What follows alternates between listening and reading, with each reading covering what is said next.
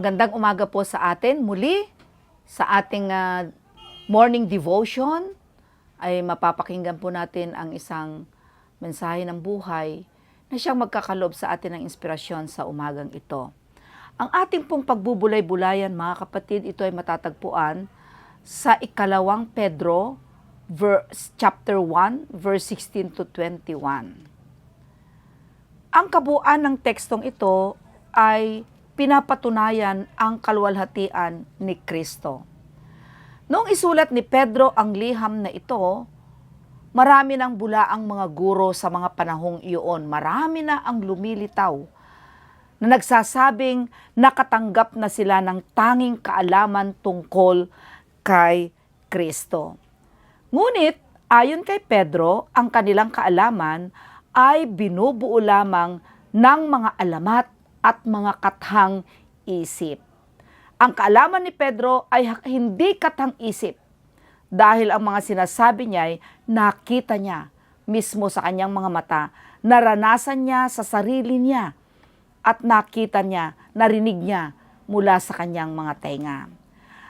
Alam natin na nang isinulat ni Pedro ang librong ito, saksi si Pedro sa kadakilaan ng ating Panginoong Hesukristo nang siya'y nagbagong anyo sa bundok. Narinig niya ang tinig ng Diyos mula sa langit na nagsasabing si Jesus ay kanyang anak. Nang banggitin ito ni Pedro, ang kapangyarihan at ang pagdating ng ating Panginoong Hesukristo, maaring tinutukoy niya ang alinman ng pagbabagong anyo ni Jesus sa bundok o ang kanyang pangalawang pagbabalik sa katapusan ng mundo o ang dalawang ito. Inisip ni Pedro na sa ikalawang pagbabalik ni Jesus, magpapakita siya sa tulad ng kanyang ginawang pagbabagong anyo sa bundok. Kaharap sina Pedro, Santiago at Juan. At makikita natin sa Ebanghelyo ni Marcos, magkasunod na binanggit ang tungkol sa ikalawang pagbabalik ni Jesus at ang salaysay tungkol sa pagbabagong anyo ni Jesus. At yan ay matatagpuan sa Mark 9 verse 1. Sa makatwid na isip ni na Pedro at Marcos na magkaugnay ang dalawang pangyayaring ito. Mga kapatid, ang mensahe na ito na sinasabi nilinaw ni Pedro na hindi tayo sumusunod dapat sa mga walang batayan, sa mga kwento-kwento lamang. Nilinaw ni Pedro na hindi nila ibinahagi ang katotohanan tungkol kay Jesus batay sa mga kathang isip o kwento, kundi dahil sila ay direktang saksi ng kanyang nakita at ibinahagi. Lalo na noong nagbabagong anyo, kung saan narinig nila ang tinig ng Diyos Ama na nagsasabing siya ang kinalulugdan na anak.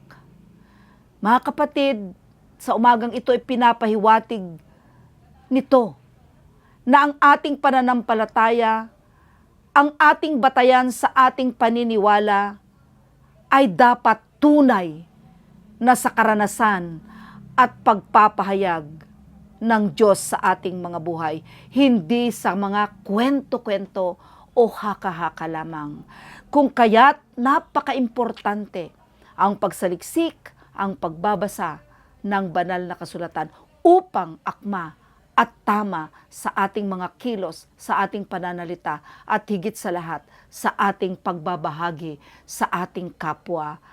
Ang kahalagahan at ang kaluwalhatian ni Kristo sa ating mga buhay. Kaya, mga kapatid, sa umagang ito, magpatuloy po tayo na ibahagi ang ating mga karanasan, ang ating narinig, ang ating naramdaman na tunay na may Diyos na siyang kinalugdan ng Ama upang siya naman ang manaig at manatili sa ating mga buhay, sa ating mga pang-araw-araw.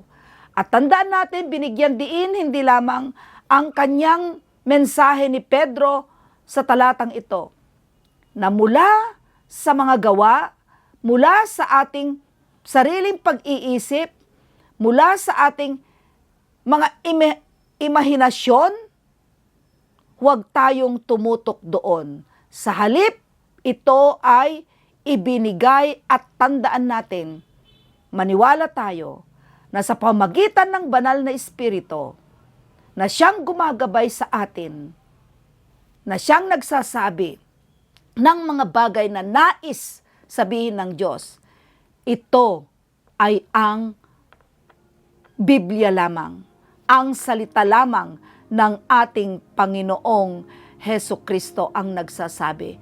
Ang siyang gabay, ang siyang pinagmulan at maaasahan bilang gabay ng bawat isa sa atin. Purihin ang Panginoon at maraming salamat. God bless you all. Tayo'y manalangin. O dakilang Diyos, salamat po sa buhay at sulat ni Pedro na isang panawagan na kami ay hindi lamang nagsasalita sa katang-isip, imahinasyon, kundi kami ay nagsasalita dahil kami ay nagbubukas, nagsasaliksik, nag-aaral ng mabuting salita sa banal na kasulatan. At ito ang aming ipinapahayag ng iyong kalwalhatian sa buhay na ito.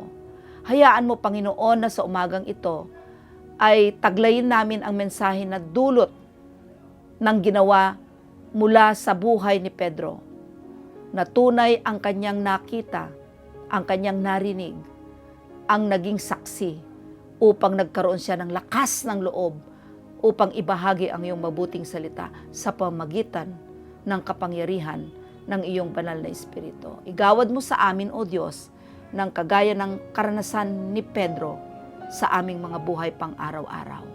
Maraming salamat sa iyong papuri at pagsamba.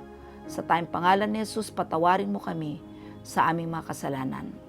Amen at amen. Magandang umaga muli, mga kapatid.